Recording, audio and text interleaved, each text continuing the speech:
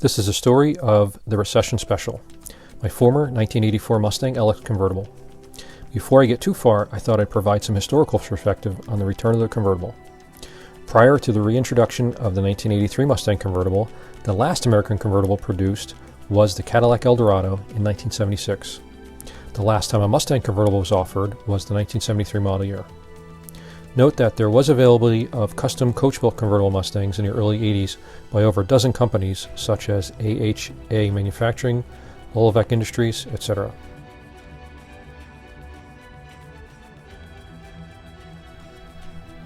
As previously mentioned, Ford reintroduced the mid-year 1983 Mustang convertible, and it was an immediate success, with Ford selling over 23,000 units. Production for the 1984 convertible dropped to 17,600 units, but with a much higher number of GT models.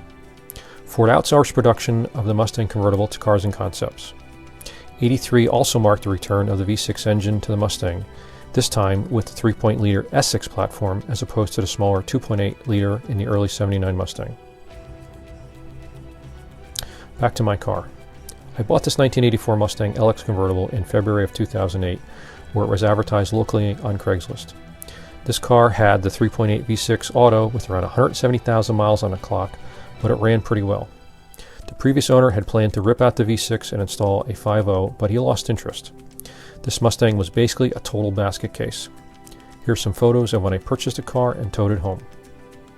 First order of business was to fix a bunch of small stuff on this car. There was a gas line leak that needed to be repaired.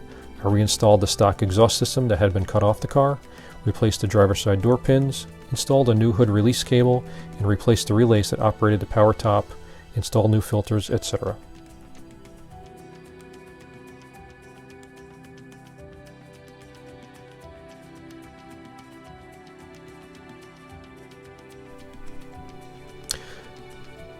Next up was to do a deep clean of the whole interior, including a full shampoo of the carpets and seats.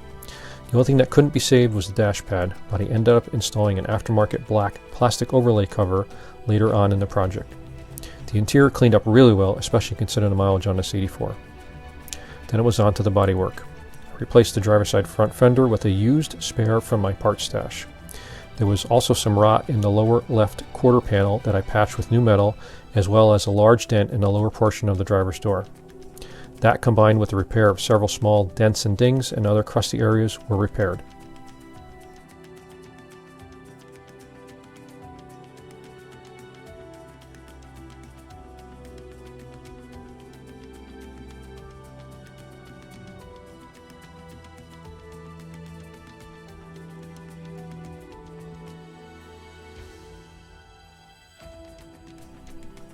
Then it was on to final prep for the repaint, including wet sanding the entire car.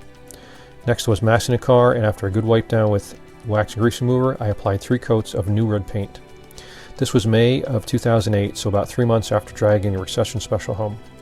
Keep in mind that based on the mileage of this car and the fact that it had the V6 auto powertrain, this car was really not worthy of a high dollar resto, and I wasn't looking for a show queen, just a nice summer cruiser. So here's the best part of this project. The paint was only $30, hence the reason for the car's nickname, Recession Special. Yes, that's Rust-Oleum's Sunrise Red.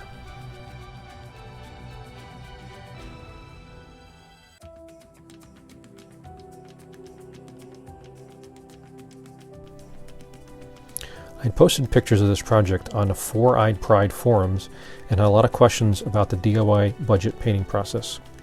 The thinning ratio on the paint was basically 50-50 using lacquer thinner. If you've ever shot single-stage automotive enamel paint, the final consistency of the thinned Rust-Oleum should be about the same. Next, the drying time was a few days. I had painted the car on a Thursday evening, and by 24 hours later the paint was dry, but not hard. Remember that this is inexpensive enamel with lacquer thinner, so there's no hardener in the mix, and the lacquer thinner needed time to evaporate from the paint.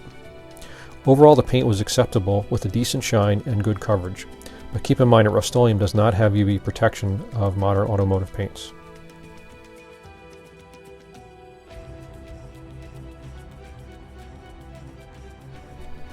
After the repaint was completed, I was going to attempt to repair the convertible top. It had a decent sized rip near the back window.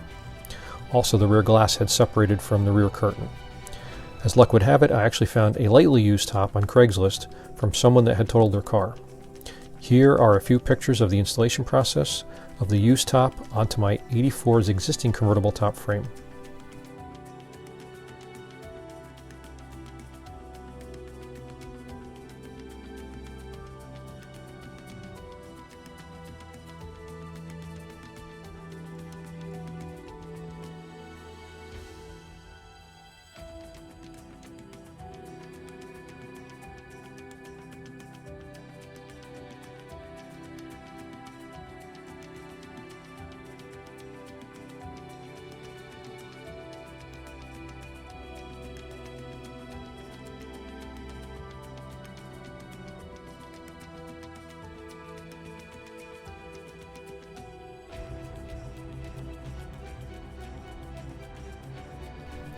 Once completed, I drove the car for a while, and while it ran good enough, it leaked oil just about every possible orifice. It also developed a small knock at startup, which I assumed would only get worse with time. So I picked up this new engine with around 100,000 miles out of a very crusty 83 convertible. It just needed a good cleaning before being installed into my car. As seen in this picture, the original motor with 172,000 miles was leaking too much oil, so out with the old.